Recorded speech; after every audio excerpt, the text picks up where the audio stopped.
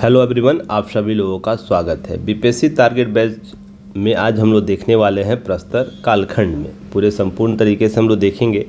BPSC में यहाँ से एक प्रश्न पूछा जाता है हर 1-2 साल के अंतरालों में, तो यह महत्वपूर्ण टॉपिक है और हम रिवीजन सीरीज कर रहे हैं टारगेट बैच के संदर्भ में। तो हम लोग देखने वाले आज के सेशन में कि प्रागैतिहासिक काल एक परिचय के तौर पर देखेंगे, पूरा पाषाण युग देखेंगे। पूरा पाषाण में तीन खंड उपखंडों में देखा जाता है, जिसमें हम लोग बात करते हैं निम्न पूरा पाषाण, उसके बाद मध्य पूरा पाषाण और उच्च पूरा पाषाण। तो हम इस 3 खंड में देखेंगे। फिर मध्य पाषाण काल को देखेंगे, नव पाषाण काल को देखेंगे। फिर इसके तीनों कालखंडों में हम मुख्य उसकी विशेषताएं, स्थल और क्या साक्ष्य वहाँ से प्राप्त होते हैं, औजार क्या थे उस कालखंड के, ये देखेंगे मुख्य विशेषताओं में, प्राप्त स्थलों में। फिर प्रस्तर युग और बिहार में क्या इसके साक्ष्य प्राप्त हुए हैं, इसको अलग एक से टॉपिक के तहत हम लोग देख लेंगे।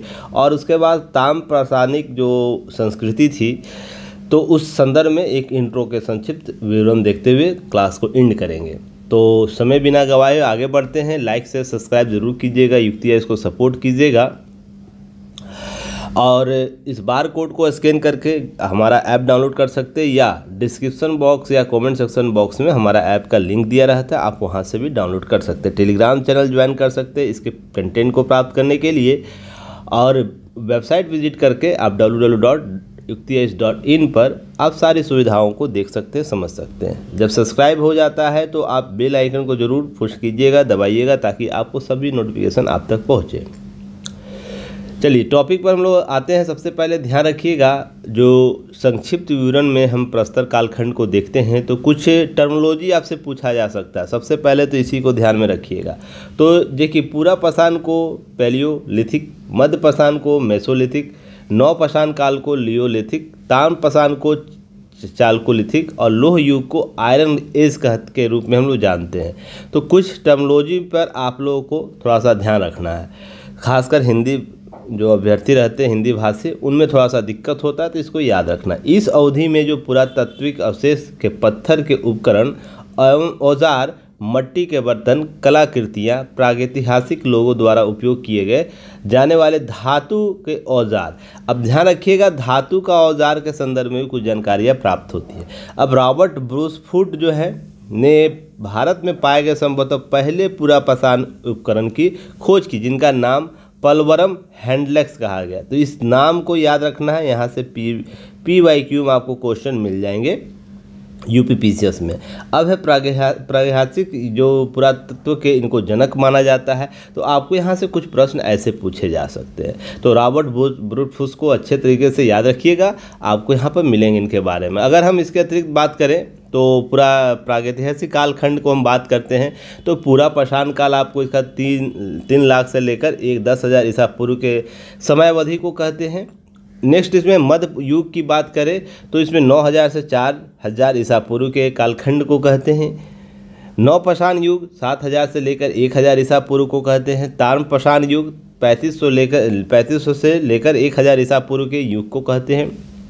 लोह युग किसे कहते हैं? 1,000 से लेकर 500 ईसा पूर्व की स्थिति को कहते हैं, उस समय के लोह युग जो थे। पूर्व हड़प्पा युग किसे कहते हैं? 3500 से लेकर 2500 ईसा पूर्व की स्थिति को कहते हैं। अगर हम हड़प्पा युग बोले तो इसमें हड़प्पा कालखंड बोले तो 2500 से लेकर 1750 ईसा पूर्व जो मानक कलावधि इसकी है। उत्तर हड़प्पा युग या कालखंड इसे कहते हैं, 2000 से लेकर 1000 ईसा पूर्व के स्थितियों को उत्तर आपको कालखंड के रूप में जाना जाता है। अब इसके बाद हम एक टर्मिनोलॉजी आपसे प्रश्न खासकर यहाँ से इम्पोर्टेंट रखना, आप लोगों को यहाँ से टर्मिनोलॉजी पूछा जा सकता है। पूरा पाषाण काल जो था उसमें आखेट और खाद्य संग्रह की प्रकृति रही थी। आपसे प्रकृति से प्रश्न पूछा जा सकता है, जो PYQ आप देखिएगा तो वहाँ पर मिलेंगे। मध्य पाषाण काल को आखेट और पशुपालक बोलते हैं। जैसे आखेट मतलब करना मतलब जो पशुओं को घुमाना फिराना, उसके बाद उसके साथ खाद्य संग्राहक के तौर पर आपको खाद्य संग्राहक जो खाना होता है उसको इकट्ठा करने के तौर पर होता है।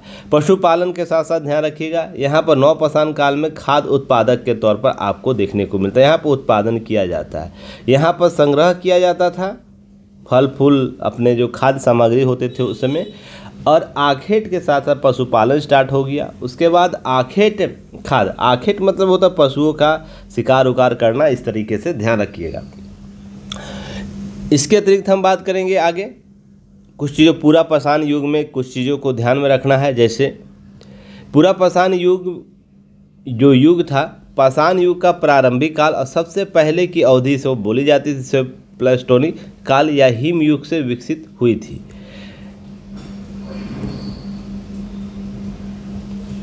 और क्वार्टजाइन मेन, क्योंकि पत्थर के औजारों और उपकरण इसमें क्वार्टजाइट नामक कठोर पत्थरों से बने होते थे, इसलिए पूरा पाषाण काल को पैथोलिथिक काल के तौर पर लोगों के भारत के कहा गया। भारत में देखिए इसको क्वार्टजाइट मेन भी जाना जाता है। तो इस कालखंड के जो लोग होंगे उसको क्वार्टजाइट मेन के तौर पर भी जानते हैं। तो इस तरीके के प्रश्न आपसे पूछे जा सकते हैं। इसके 3 उपभाग में विभाजित किया जाता है। निम्न पूरा पाषाण में जो उसका कालखंड होता है 5 लाख से ईसा पूर्व से लेकर आपको 50,000 ईसा पूर्व। नेक्स्ट है इसका मध्य पूरा पाषाण काल 50,000 से लेकर 40,000 ईसा पूर्व। उच्च पूरा पाषाण 40,000 से लेकर 10,000 ईसा पूर्व। तो यह आपको 3 कालखंड याद रखना है। किसका पाषाण युग का वर्गीकरण 3 कालखंडों में किया गया है।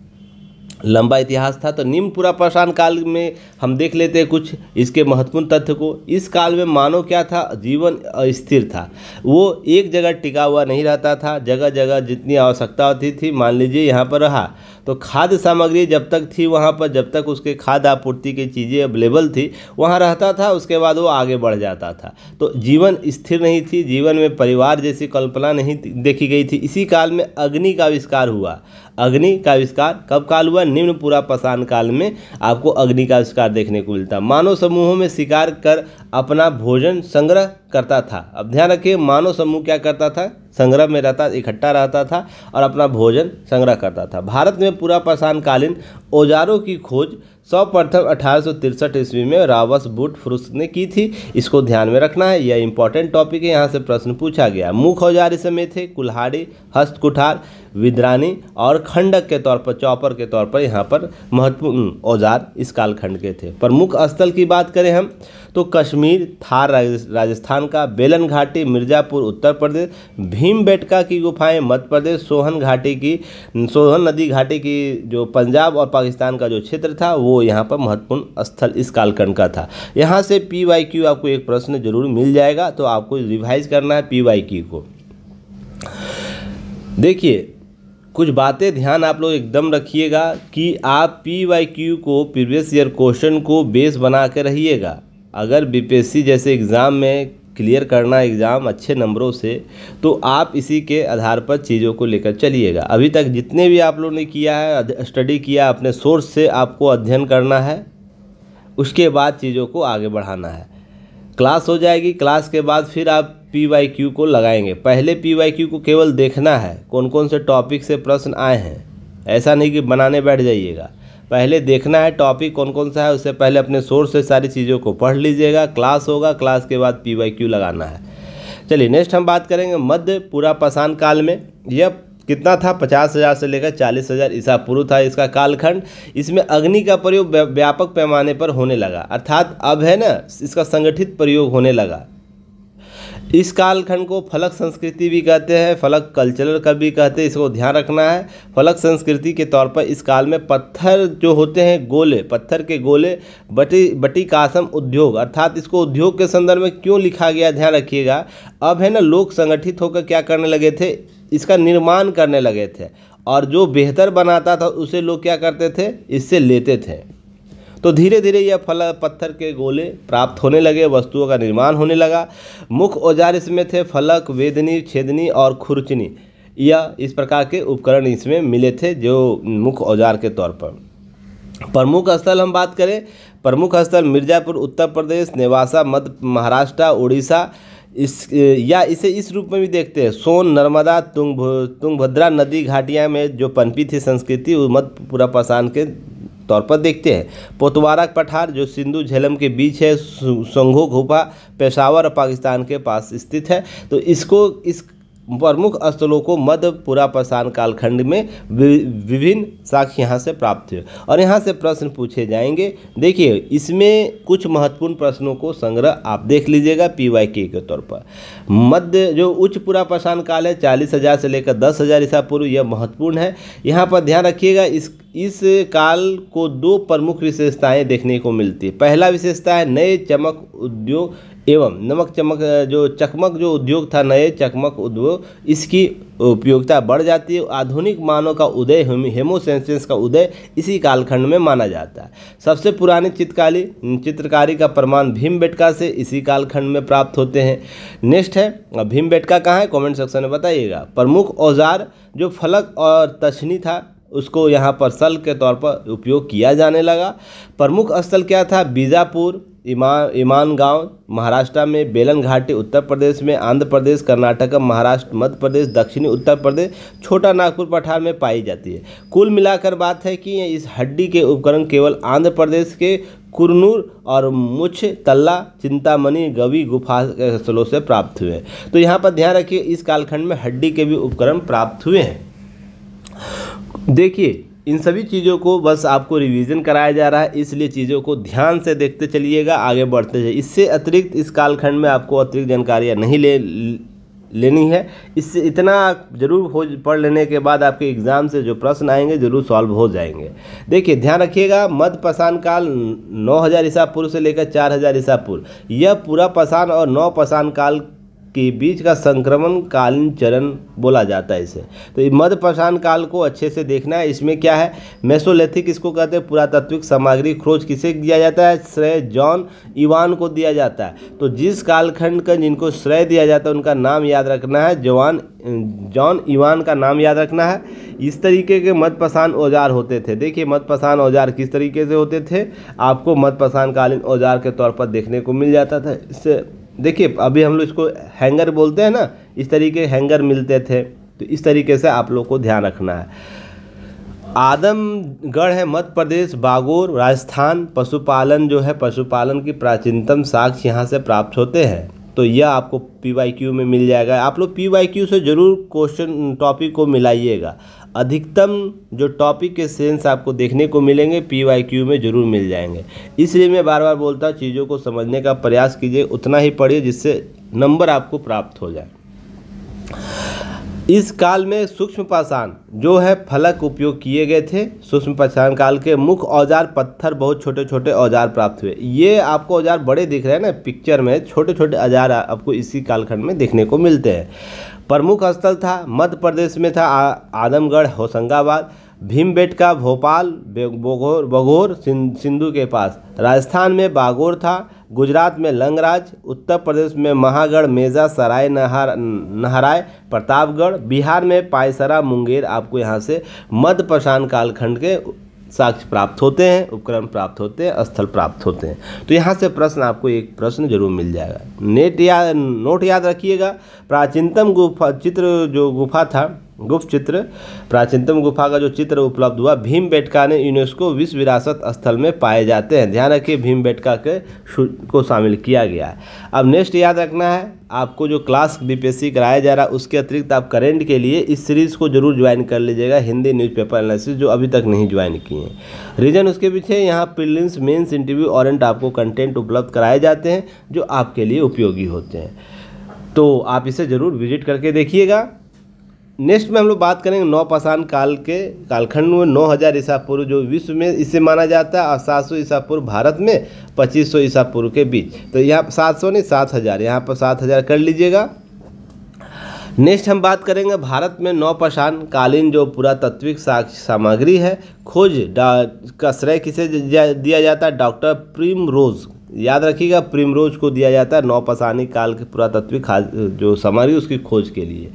नवपाषाण क्रांति के तौर पर कौन बोलते हैं, वी गार्डन चाइल्ड के द्वारा नवपाषाण चरण को नवपाषाण क्रांति कहा गया। इस कालखंड को जो क्रांति के तौर पर जन्म लेता है, जहाँ पर नवपाषाण काल में मनुष्य अन्न संग्राहक से अन्न उत्पादक बन गया था, अर्थात पहले संग्रह करता था, एक स्थल पर रहता नहीं था। तो अन्न उत्पादन करने के लिए हमें क्या किया, एक जगह रहना शुरू करवा दिया, फसल उत्पादन करना शुरू कर दिया, इसी वक्त परिवार और भी मजबूत होने लगा। इस प्रकार के सांस्कृतिक विविधता यहाँ पर जन्म लेती है। इस काल में मानव ने खेती करना प्रारंभ कर दिया था, खेती करें तो एक जगह रुकते थे। अब ध्यान रखिएगा, मुख्य औजार यहाँ पर प्राप्त होते इस कालखंड में पॉलिशदार पत्थर के औजार प्राप्त हुए, मुख्य पत्थर की कुल्हाड़ियाँ, हड्डियाँ और हड्डियों के औजार प्राप्त हुए। अब याद रखना स्थल के तौर पर इनका महत्वपूर्ण है, कश्मीर घाटी में चिरांद, बिहार दाऊजली, हदिंग, बेलन घाटी, यूपी और मश्की आदि यहाँ महत्वपूर्ण आपको इस कालखंड के स्थल है। अब चौपानी, मांडो, बेलन घाटी याद रखना है ना।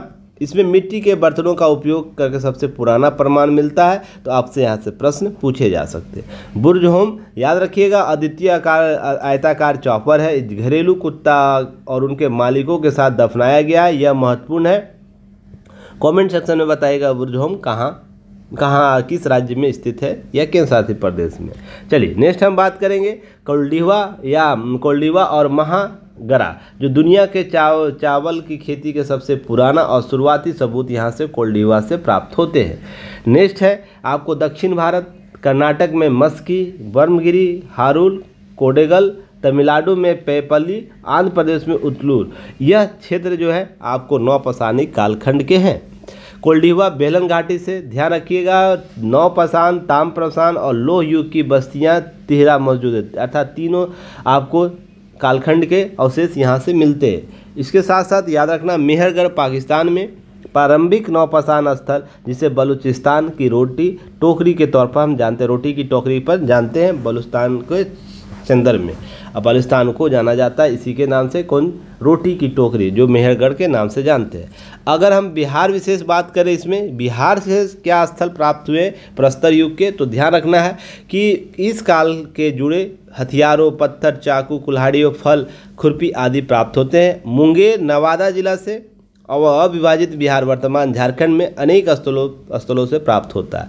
अगर मध्य प्रस्तर युग हथियारों की बात करें, औजारों की बात करें, नमूनों की बात करें, तो आदि मानव ने पत्थरों के उपयोग से अधिक प्रवीणता प्राप्त कर ली थी। इस काल में हथियारों औजारों के पत्थरों बने होते थे, और हथियार जो थे और छोटे औजार हुआ करते थे, उनके अनेक घाट, अनेक नोक बने होते थे। इसमें मुंगेर नवादा से मिले हैं। इन स्थलों में मानव जीवन के विकास के निरंतर क्रम आपको देखने को मिल जाते हैं। नवप्रस्तर युग का अवशेष जो है मैदानी क्षेत्रों में स्थित जगहों से प्राप्त है, जिसमें चिरांद, सारण, चेचर, बसवेशपुर, वैशाली, सेनुवार, रोहतास, मनेर, पटना प्रमुख केंद्र था। यहाँ न केवल पत्थर के अत्यंत छोटे उपकरण प्राप्त करते माइकोलोथिक, बल्कि हड्डी के बने औजार, हथियार भी प्राप्त हुए हैं। इन सभी स्थलों पर नदियों के किनारे स्थित थे। ध्यान रखिएगा, तो नवप्रस्तर युग बिहार में नदियों के किनारे बसा करता था, तो यह आपसे प्रश्न पूछा जा सकता है, इसे ध्यान रखिए। गुफा चित्र की बात करें, केव पेंटिंग की बात करें, तो प्रस्तर युग की जानकारी एक अन्य महत्वपूर्ण स्रोत गुफा चित्र केव पेंटिंग से मिलता है। बिहार में कैमूर की पहाड़ियाँ, नवादा, जमुई में ऐसे चित्र प्राप्त हुए हैं, जहां मध्य भारत से प्राप्त गुफा चित्रों और उनकी काफ़ी समानताएं देखने को मिलती है। इन चित्रों में प्राकृतिक वस्तुओं के साथ साथ मानव गतिविधियों जैसे शिकार, नृत्य आदि के दृश्य देखने को मिलते हैं। तो आपसे यहाँ से प्रश्न पूछा जा सकता है, तो आप क्वेश्चन के तौर पर तैयार रखिएगा।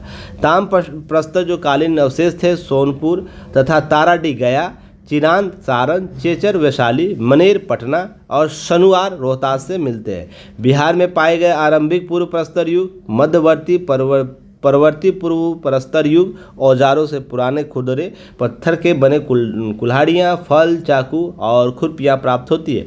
बिहार में नौ प्रस्तर युग के औजारों के प्रकार छोटे पत्थर के थे, हड्डी के बने हुए औजार थे। तो आपसे प्रश्न पूछा जा सकता है कि बिहार में नौ प्रस्तर युग का जो औजार था किस प्रकार का था, छोटे आकार का पत्थर हुआ करता था और हड्डियों के भी प्राप्त हुए।